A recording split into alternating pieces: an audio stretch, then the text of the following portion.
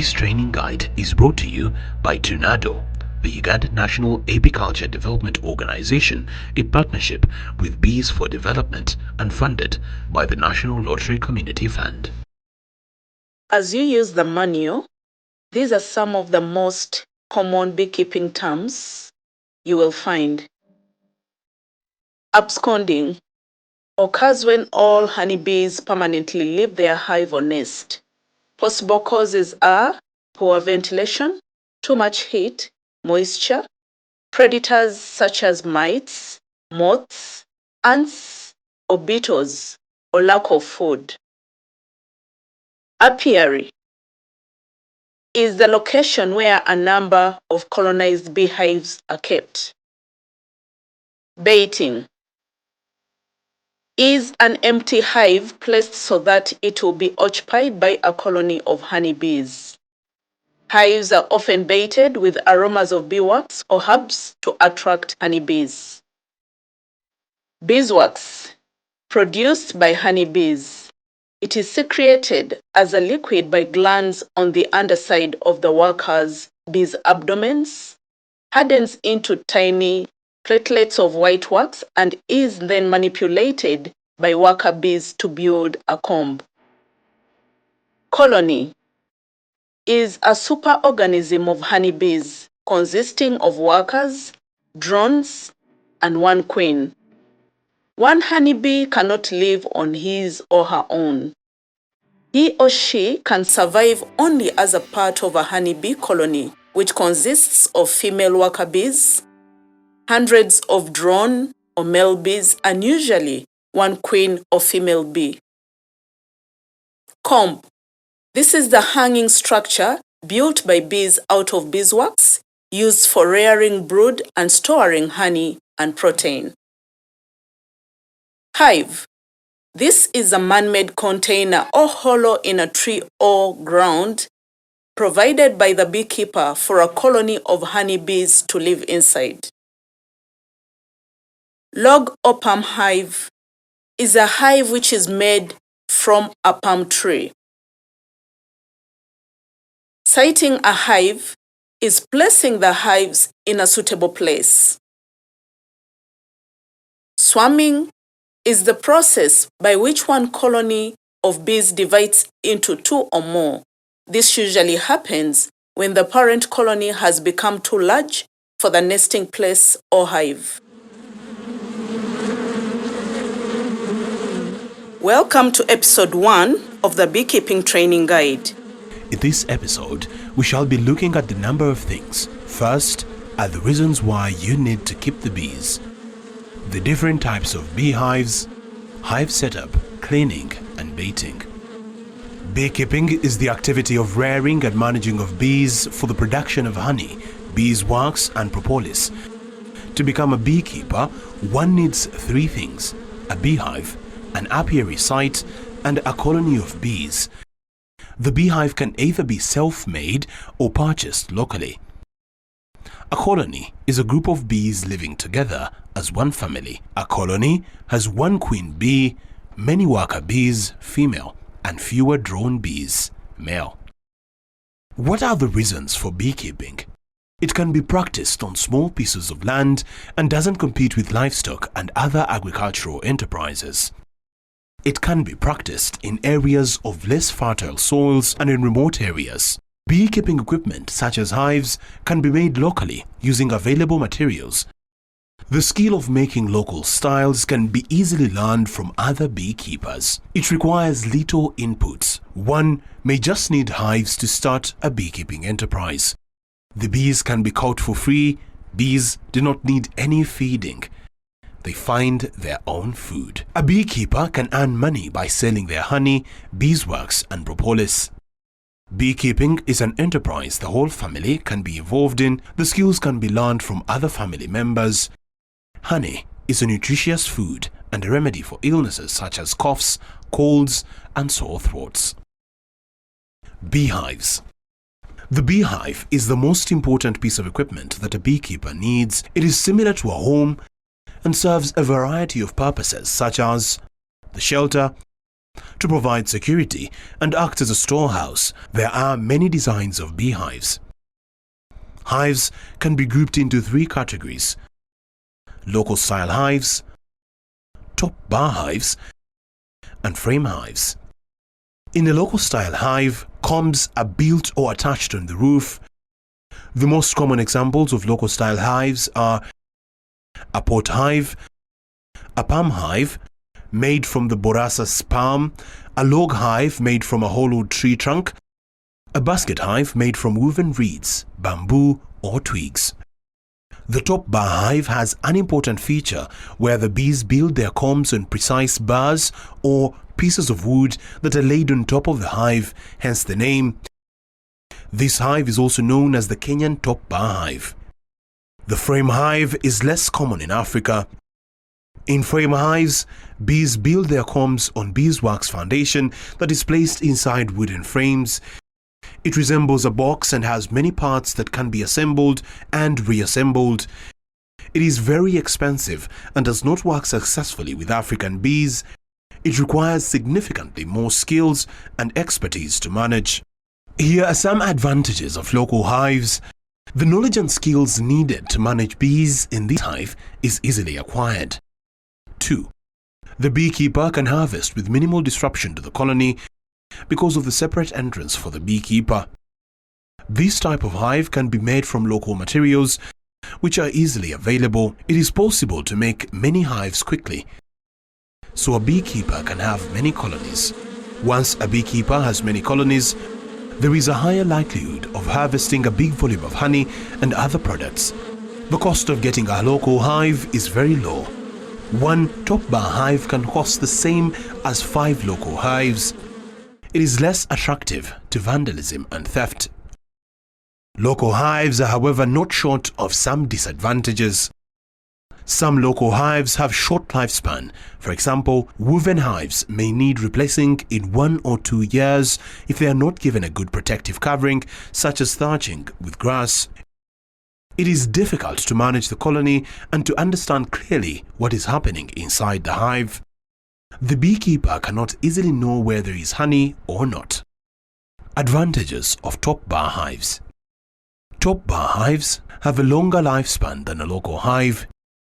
It is possible to transfer colonies and to split colonies to increase colony numbers. Harvesting honey can be done without disturbing the brood nest. A beekeeper can see where the honey is and avoid harvesting combs with brood. Disadvantages. It is significantly more expensive than local style hives. It requires technical skill and expertise to make a top bar hive. More loss is incurred if the bees abscond. The top bar hive is very attractive to thieves. How to make a local style hive. The common materials for weaving local beehives are reeds, twigs, and bamboo. The beekeeper, with the help of a guide, can source them from the bush and harvest them. Bamboo is also found on the local market. A beekeeper can determine its availability and accessibility. For this artisan work, the required tools, equipment, and materials are pegs, flexible twigs or reeds, pangas, water, knife, grass, polythene, cow dung or clay soil, and fiber. Steps involved for weaving a hive with flexible reeds. 1. Cut 9 to 11 pegs, each 1 meter long. 2. Either use flexible twigs or split bamboo in half. This will be the main weaving material of the beehive. 3. Let the guide draw a circle on level ground about 1.5 times the length of your palm to make the diameter of the beehive. Or the guide can draw a 30 centimeter diameter circle. 4. Fix the 9 to 11 pegs at regular intervals around the circle. 5. Start weaving the bamboo or twigs in and out of the pegs. 6. Cut 2 covers, for example, wood or plastic, for the 2 ends. 7. Drill entrance hole on one of the covers. 8. Smear the hive with cow dung or clay and dry. 9. Wrap the beehive with polythene, grass or banana fibers and tie with wire or fibers. 10. Bait the hive with, for example, propolis before deploying. Steps involved in making cylindrical hives from sticks. 1. Cut sticks or reeds that are 1 meter long. 2. Using flexible twigs, make 3 rings of about 1.5 palm length of a diameter. 3. Space the rings in interval and tie the reed around the rings with fiber. 4. Smear the beehives with cow dung and dry. 5. Wrap the beehive with polythene or grass and tie with fiber or wire. 6. Cut 2 covers for the 2 end and drill one side. 7. Bait the hive and fix the lead firm on the ends. The hive is ready for sitting or deployment. Hive setup, cleaning and baiting. How to clean a log or palm hive. If honeybees are to colonize your beehive, it must first be clean. In log and palm hives, cleaning can be done by burning inside with fire. If this is the type of hive you have, your guide should help you by collecting dry grass for burning, as well as helping you to control the fire. The beekeeper can confirm what their guide has done by touching with his hand after the fire is out and the hive is cool. They need to feel the roughness on the inside of the hive. If smooth, they will know it is well burnt and doesn't require further cleaning. Both the beekeeper and their guide can clean the beehives together. Using sharp objects like a hoe or panga, they can scrape the inside clean, after which they can sweep with a broom or fresh leaves to remove any debris. Always ensure the beehive is clean so that it is attractive for bees to colonize. Your beehive is now ready for baiting. How to bait a beehive. Baiting is an activity that involves applying an attractant into a hive that will encourage the bees to come and colonize the hive. The attractants or bait have a smell which is attractive to bees. There are 2 readily available attractants to beekeepers: lemongrass, tea, propolis, and beeswax. A new beekeeper will likely not have any beeswax available, so they should use lemongrass. How to bait a hive using lemongrass. To bait a beehive with lemongrass, the beekeepers should work closely with their guide as a team. If lemongrass is not available on the compound, the guide can find some in the neighborhood and bring it to the beekeeper. Using a sickle, panga or knife, cut the fresh lemongrass, cut enough quantity for the number of hives you want to bait. 1 hive will require a handful. Rub the lemongrass on the inner surface of the hive vigorously in order to leave the scent in the hive. The strong scent of lemongrass is very attractive to bees. Once finished, remove any pieces of lemongrass that may have accidentally remained in the hive so that the hive is free from rubbish. Close the hive firmly to avoid the lead falling off. The beehive is now ready for sitting. The guides can help you to transfer the hive to the apiary. How to bait a hive using beeswax. Requirements. The following are materials needed to melt beeswax. Your guide can get them ready for you before you start the process. A source of heat, beeswax, 2 saucepans, spoon and water. Beeswax is very hard to remove from pots and pans. Any equipment that you use should be dedicated to beeswax processing or melting. Procedure. If the beekeeper is able, they can light a fire or get help from their guide. Remember to do it safely.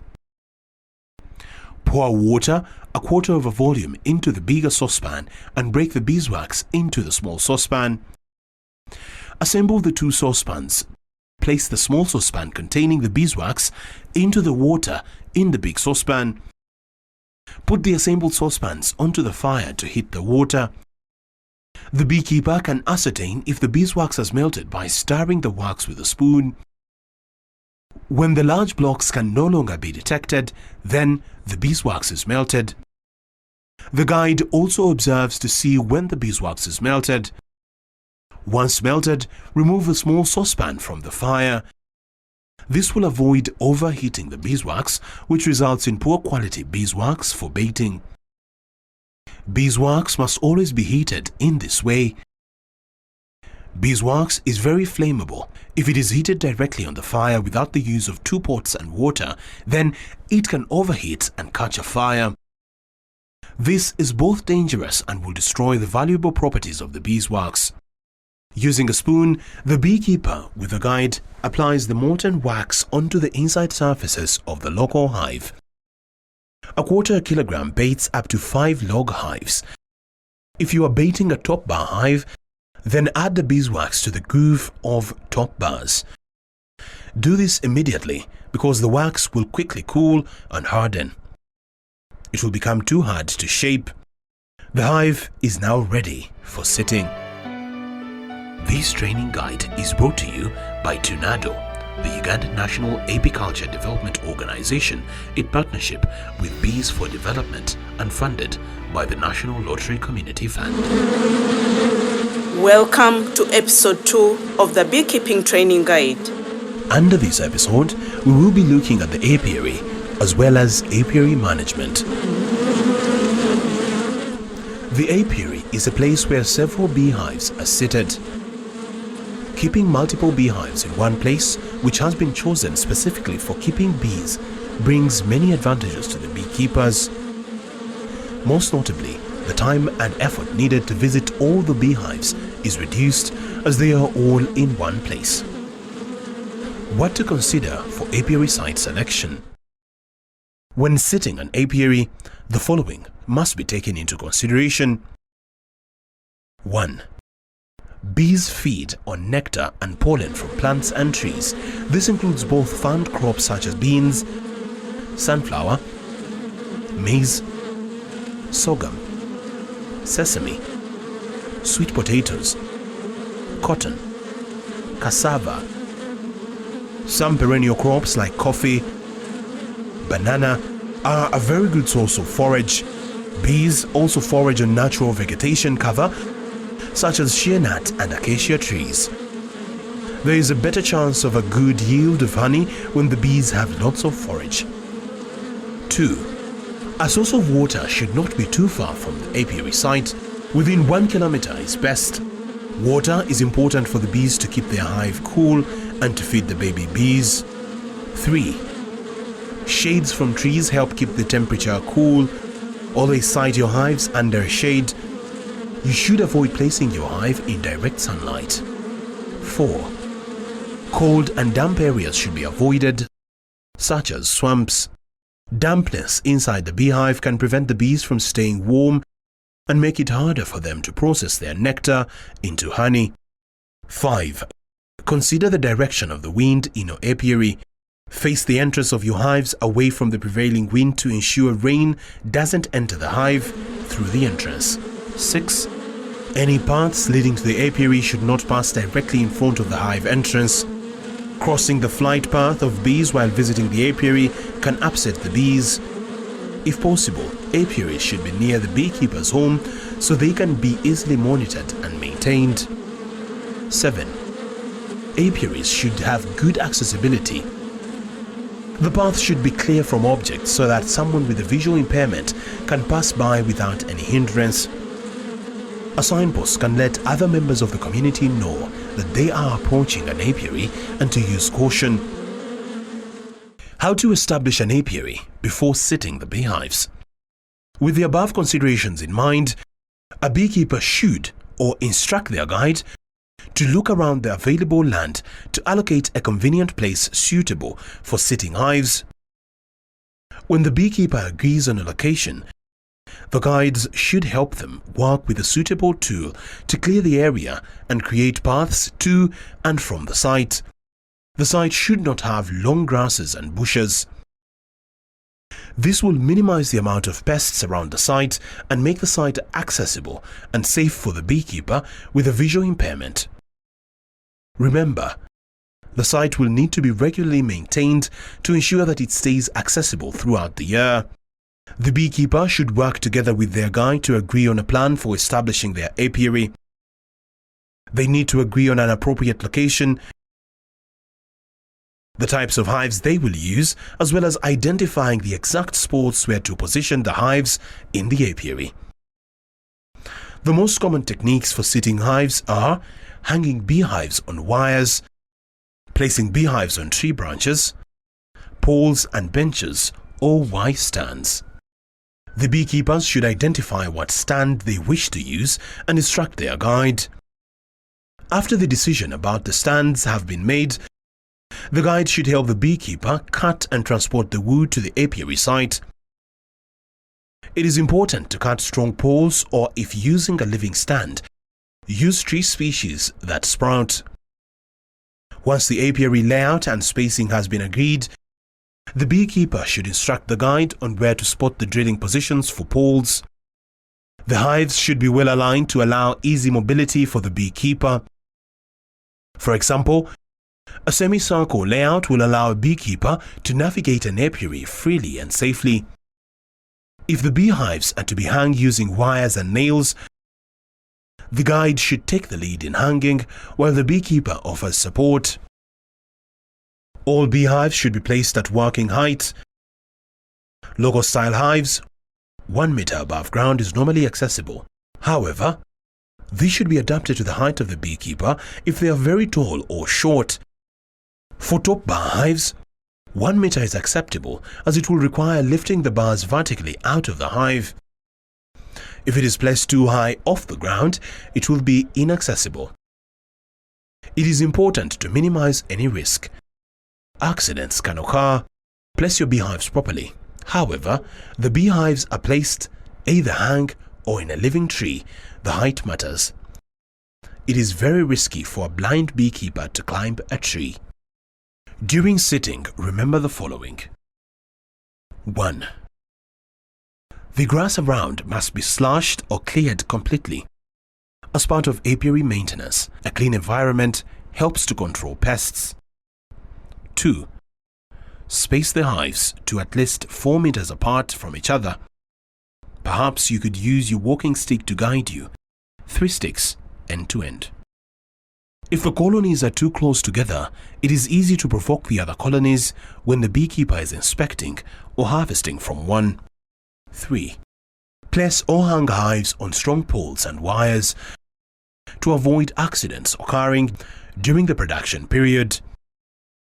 Live trees are much stronger than poles. Binding wire rusts much quicker than galvanized steel wire.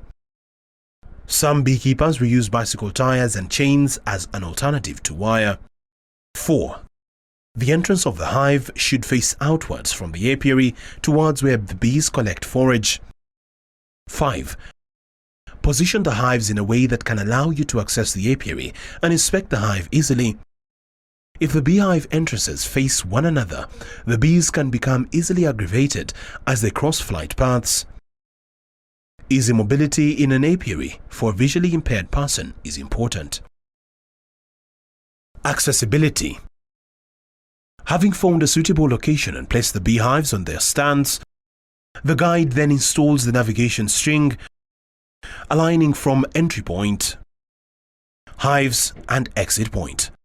At about 1 meter distance to a hive, a mark, either in form of a stick or a knot, is attached to symbolize a hive, and it signals a hive is just near. All the hive entrances should face field or outward an apiary. This will also help the beekeeper not to come into the flight path of the bees. Apiary management. Honeybees in your apiary, like any other domestic animal or crop, need your attention and care. A crop that is abundant but that does not yield well can produce higher yields when the farmer takes care of it. Honeybee colonies can be strong and stable if they are cared for. There are some routine management activities the beekeeper should undertake regularly, as well as dealing with any situation that requires their immediate attention. 1. The beekeeper should inspect or visit their apiary once per per week to know the condition and performance of their colonies. 2. The apiary should always be kept clean to reduce the chances of pest problems. This can be done by routinely cutting bark growth. The best time to do this is either early at dawn or late in the evening when the bees are settled in their hive. 3. If a hive is damaged or it is in poor condition, it may need repairing. Undertake repairs in a way so that it is always comfortable for the bees to stay in and remain productive. 4. All beehives should be inspected even if they are uncolonized to check the conditions. Make sure the uncolonized hive is always clean and the lids are fixed in the place. 5. During the dry season, bees need water. Water can be provided for them in the apiary. Make sure the water is safe for bees to drink from by dropping floating items like sticks and grass to prevent the bees from drowning. 6. During the productive seasons, remove old combs and set trap hives to catch swarms. Remove old combs out of the hive during the dearth and render the beeswax. During the honey flow season, ensure the colony has enough space for working in their hive by removing old combs. You can remove ripe honey. 7. At the start of the dry season, beehives are heavy because of the honey. Check on the integrity of your hive stands. If they are weak, then provide extra support, but be careful to upset the bees whilst you are constructing. During the dry season, wildfires are common. Protect your colonies and apiary from fire by digging a fire break around your apiary. Remember, best time to undertake any operation in the apiary is in the evenings as the sun is setting. This training guide is brought to you by Tunado, the Ugandan National Apiculture Development Organization, in partnership with Bees for Development and funded by the National Lottery Community Fund. Welcome to episode 3 of the Beekeeping Training Guide. In this episode, we shall focus on apiary inspection, swarming, absconding, and bee pests. Apiary inspection. An apiary inspection is when the beekeeper visits to assess performance of their apiary and their beehives. They may have interest in the surrounding area, the hives and the colonies in the apiary. Remember, you can ask your guide to accompany you as you make your regular inspections. During inspections, a beekeeper should ask themselves the following questions. 1. Is there a landmark or navigation line that can guide you from one hive to another? Is it still intact or does it need any maintenance? 2. Is the grass overgrown? Are the pathways clear? Are the entrances of the beehives clear from grasses or bushes? 3. How many hives and colonies are there? 4. Which colonies are strong and which are weak? 5. Which hive is not colonized and what could be the reason? 6. Is the hive clean from pests and other wastes? How to control it? 7. Is the condition of the hive good and the lid is firm? Does the hive need repair? 8. Are the poles strong and stable? 9. Are you suspecting honey in the hive? Is there an aroma of honey? How to inspect an apiary? For safety reasons, a beekeeper should put on full protective gear. This should include a well-sealed bee suit to protect your body and face from bee stings, gloves to protect your hands from bee stings. Do not use leather gloves. Bees leave a scent behind when they sting. This scent will remain in leather gloves and attract more bees to sting your hands each time you visit your colonies. A smoker or a bundle of grasses to make smoke. Smoke helps calm the bees. Gumboots will protect your feet from unknown objects in the apiary as well as from bee stings. The guide can lead you to the starting point of your navigation line. Follow the string until you feel a knot or stick, symbolizing that the hive is very near. As you approach, you can detect the presence of bees by listening carefully for a buzzing sound coming from the hive. The intensity of noise helps a beekeeper to notice if the colony is strong or weak. The absence of buzzing means no bees are in the hive. If you are unsure, ask your guide to confirm that there are no bees before you feel inside to check on the condition of the hive. If a hive is uncolonized, the beekeeper can investigate further by opening the lid or cover. They may need a guide to observe inside the hive. The beekeeper can also use their hands to feel for the presence of pests.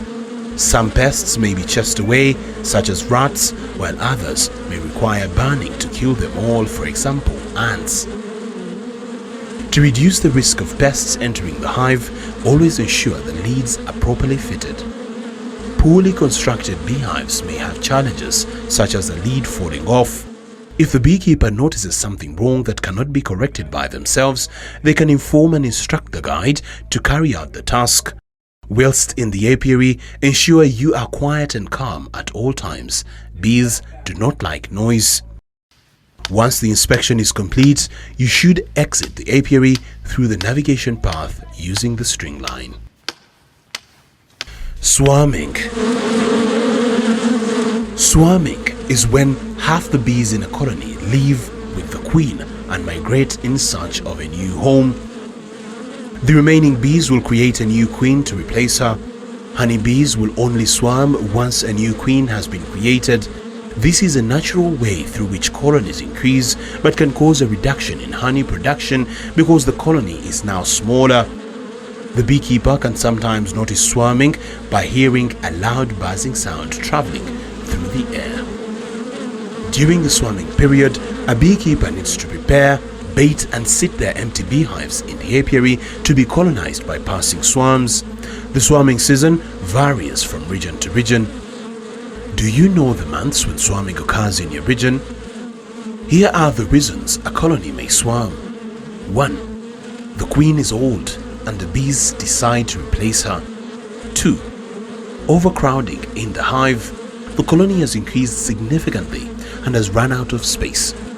How to detect if bees might swarm? 1. The hive is overcrowded. 2. Drone brood. And many drone bees, you can feel drone brood.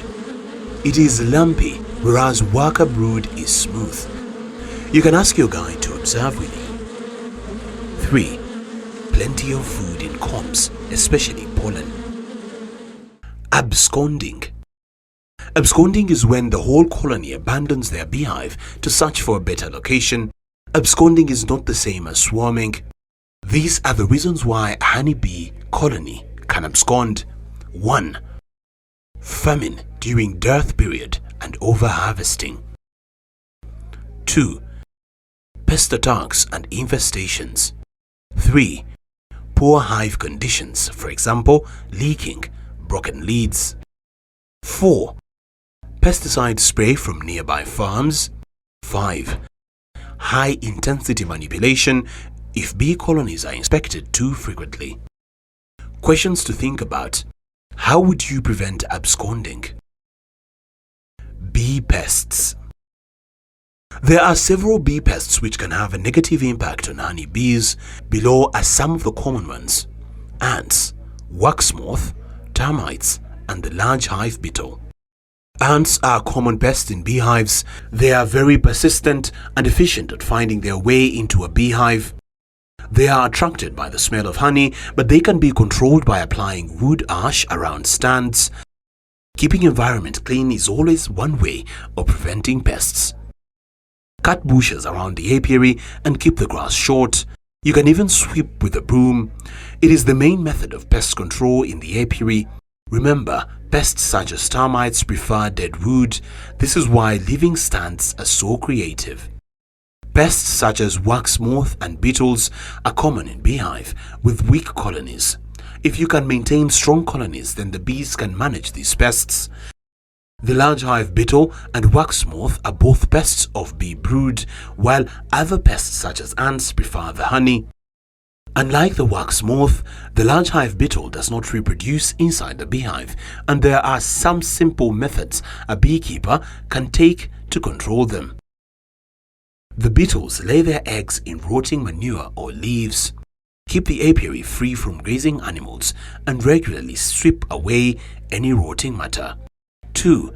The beetles are able to push their strong bodies into beehives. Maintain strong entrances on the hive. If the bees have used propolis to close gaps in their beehive, it is best to maintain this. Risks from other people. People can also cause problems to bees and the beekeeper. Some of the issues people can cause are removing all the honey can cause bees to starve and abscond from the beehive. A fire with naked flames can kill the colony during the harvesting period and damage the honey and beeswax. Make sure your fire is just smoking gently to encourage the bees to move. Setting bushfires can destroy apiaries. Theft. Occasionally, people may enter an apiary to steal the honey. They often destroy the beehive and the colony in the process. Keeping your apiary close to home can minimize this risk. Eating the brood. This is the population of young bees that are needed to replace the old ones. If the beekeeper harvests the brood, then the colony will not survive. Spraying chemicals that end up killing the bees. If your beehives are on land that is routinely sprayed with pesticides, then these can kill your bees who are foraging on the crops that have been sprayed. Grazing animals. Sometimes people may allow their livestock to graze near beehives. Cattle, sheep, and goats often like to scratch on posts. A bee colony is capable of killing a grazing animal. You should encourage your neighbors not to allow their animals to graze too close. Vandalism. Sometimes children may enjoy throwing stones at a bee colony. It is important to site apiaries away from public paths and roads. Children are at risk. It is difficult to control people, but we can slightly reduce the problem caused by people through education and training. It is also important to encourage your neighbors to keep bees so that they truly appreciate the value of bees and beekeeping. If you have to, then fencing an apiary can sometimes prevent intruders.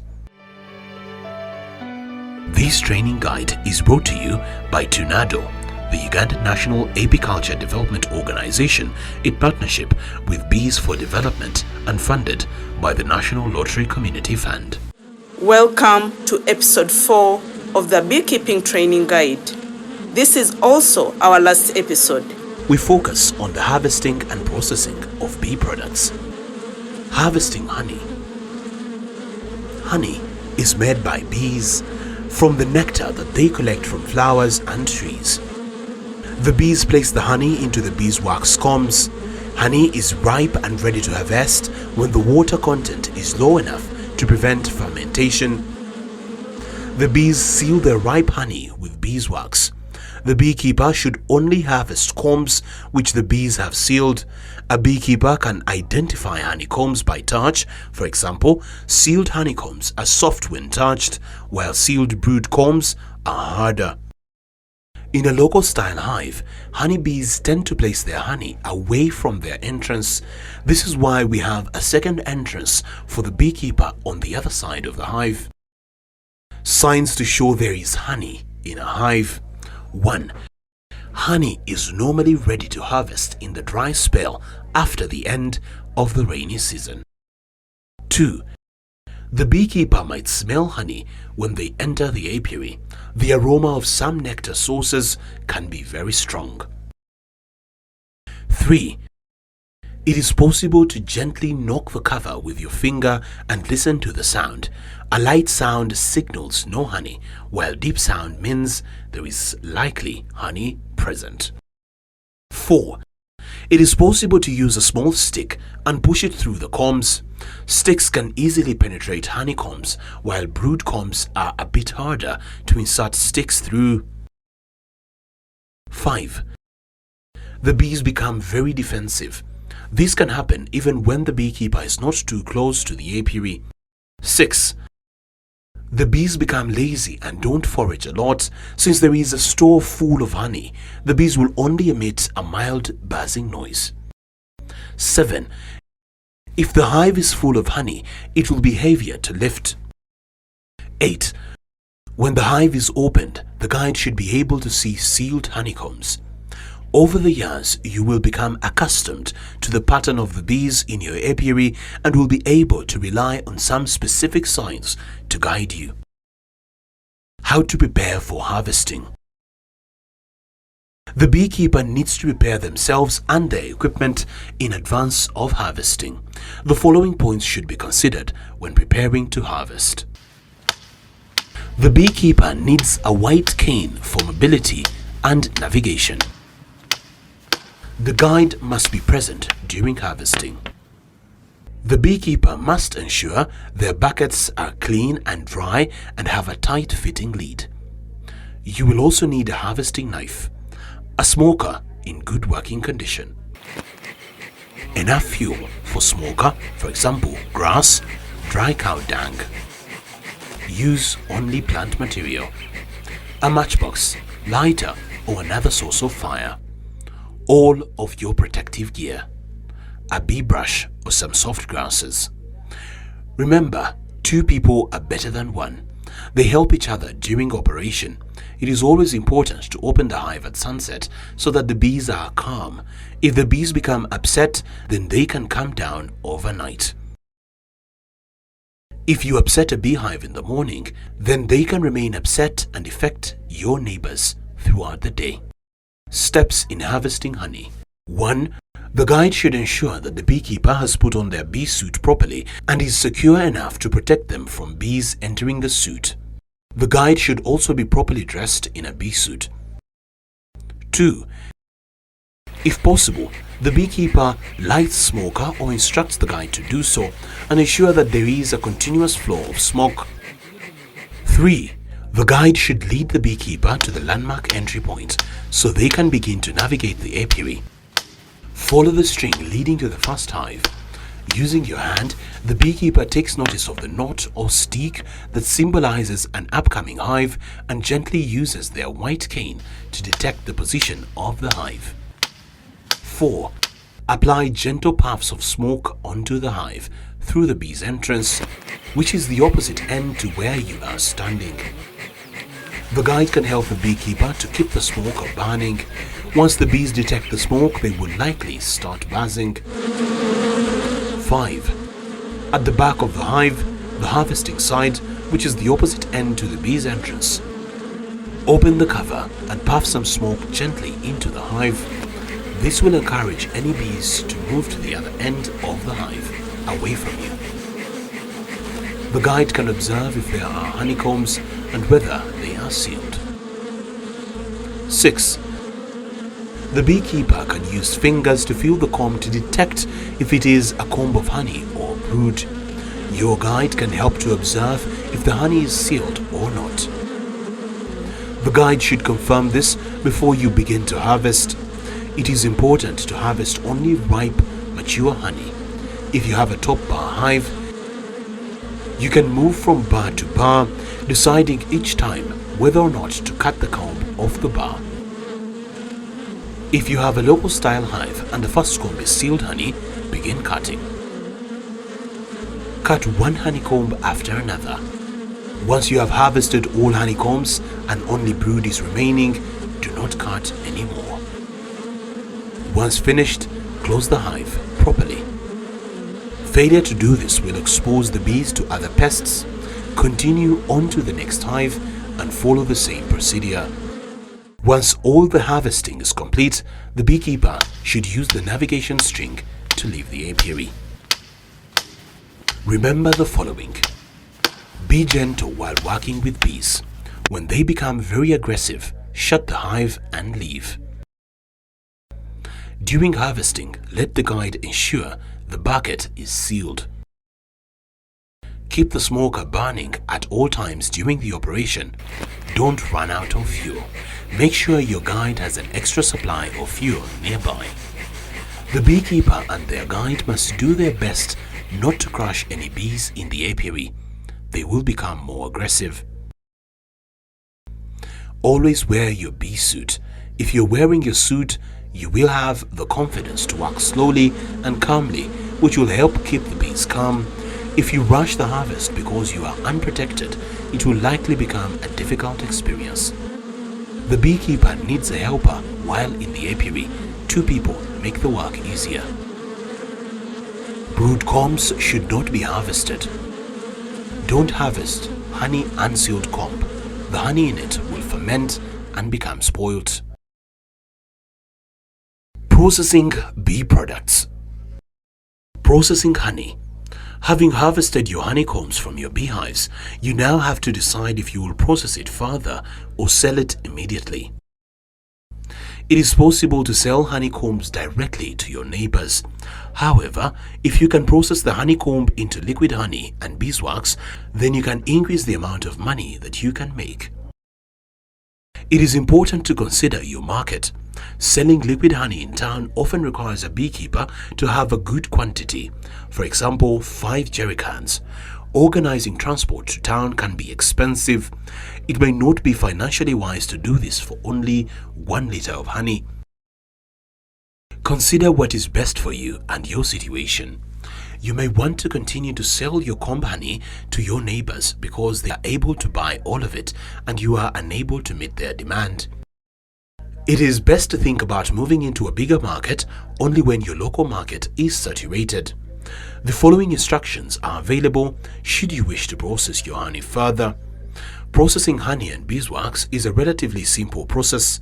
Large companies may have lots of equipment, whereas others use simple and accessible materials. The process, however, essentially remains the same. The most important thing to know is that honey inside the hive is a perfect quality. It is during harvest and after harvesting that the quality can decrease. Different beehives do not produce different qualities of honey. The bees still visit the same flowers. It is not possible to improve the quality of honey through processing. The only thing we can do is maintain the quality. Good quality honey is 1. Ripe. Honey from combs which the bees have sealed. 2. Unheated. Exposure to high levels of heat from a fire can decrease the quality of the honey and darken the color and taint the flavor. 3. Clean. Honey should be processed using clean equipment and handled hygienically. 4. Pure. Honey that has come from beehives where the bees are not treated with chemical or has not had anything added to it by the beekeeper. The color and taste of honey are characteristics of the forage available in the bees. We cannot change this. Requirements for straining and settling. 1. A piece of cloth appropriate for straining honey with small holes. Do not use something treated with chemicals like a mosquito net. 2. A clean and dry bucket. All buckets should have tight-fitting lids. 3. Elastic band. 4. Spoon or fork for crushing the comb. 5. Ladle for scooping. 6. Water for washing hands. 7. All equipment should be clean and dry. Hands should be washed thoroughly before processing. Procedures. Lay the cloth over the top of the bucket. The guide can help you tie the elastic band to keep the cloth secure. It should have some slack so that the sieve drops into the bucket slightly. The guide should help the beekeeper with a spoon or fork to crush the honeycomb into smaller pieces. Doing this will help it drain faster. With the help of a guide, carefully pour the crushed comb honey or ladle into the prepared sieve and bucket. The guide can ensure it does not spill onto the floor. Honey on the floor will attract pests or other bees. Cover the honey with the lid of the bucket and leave it overnight to allow the liquid honey to drip through the sieve and into the bucket. The next morning, the guide and the beekeeper can carefully untie the cloth and remove the strained comb into another collecting container to be rendered into beeswax. Let the honey settle in your bucket with the lid fitted tightly. for 1 or 2 days. Any small particles of wax or dirt and air will rise to the top as a layer of foam. Use a spoon to carefully scoop foam from the top of the bucket. The honey is now ready for packing or storage. Beeswax processing. After processing the honey, the beeswax can be rendered into a block. Remember, if you have any empty combs in your hives that have been removed when harvesting or inspecting your beehives, these can also be rendered into beeswax. Beeswax is a valuable product that can be sold as a clean block or made into other byproducts such as candles or cosmetics. The market for these byproducts is often exclusively found in major cities, whereas beeswax blocks can be sold to processors or wax collectors, even in more rural locations. Good quality beeswax is 1. Pure. Never mix the beeswax with paraffin or contaminate it with other substances. This will reduce the quality and value of the beeswax. 2. Stored properly. Keep the processed beeswax in a cool, dry environment away from strong-smelling substances. 3.